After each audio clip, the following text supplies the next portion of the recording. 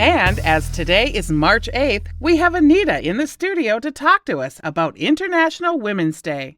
Anita, welcome. Thanks for having me. So, Anita, I think most of our listeners have a little bit of an idea about International Women's Day.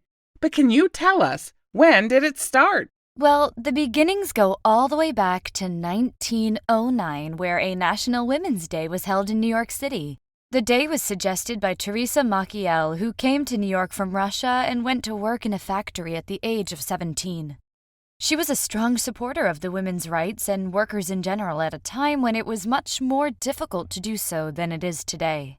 She spoke out strongly against the racism that she found in the southern states and once stood in the rain giving a speech to a large group of African Americans, as they were not allowed to enter the local meeting hall.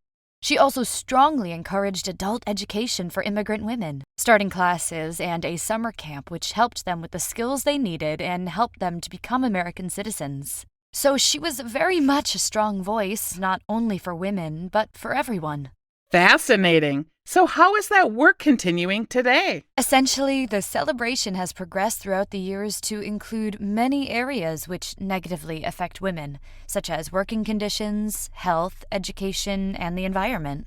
How are these issues connected to women? Well, for example, working women are still paid less and are much less likely to be in position of power than men. In many countries, such as the United States, for example, working women are given hardly any time off to give birth and are expected to be back at work very soon after they have had their child. However, fathers are often given no or very little time to help, so the responsibility for the child always falls to the mother. This also negatively affects the child, as they are less likely to form a strong relationship with their father if he is out working all the time. It's even more difficult for single mothers who are very often seen in a negative way in societies all around the world and have the responsibilities of working and looking after their children. What about health and education? We still have a lot of progress to make in the world with women's health, and this is connected to the workplace. It's very often male doctors, health officials, and politicians making decisions about women's bodies.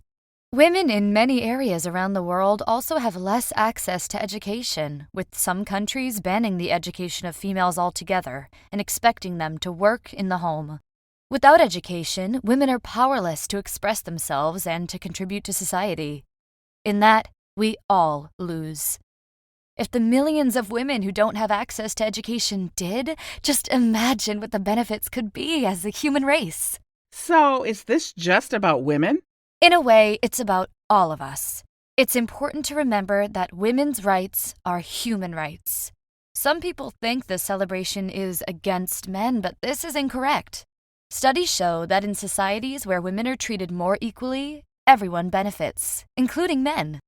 We want to celebrate the achievements of women, and there are many, as well as increase awareness of bias against women.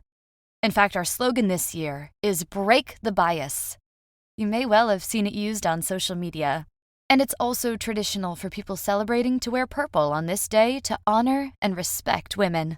Thank you so much, Anita, for talking to us today. Now we're going to go over to our listeners to hear about what International Women's Day means to them. Our first caller is...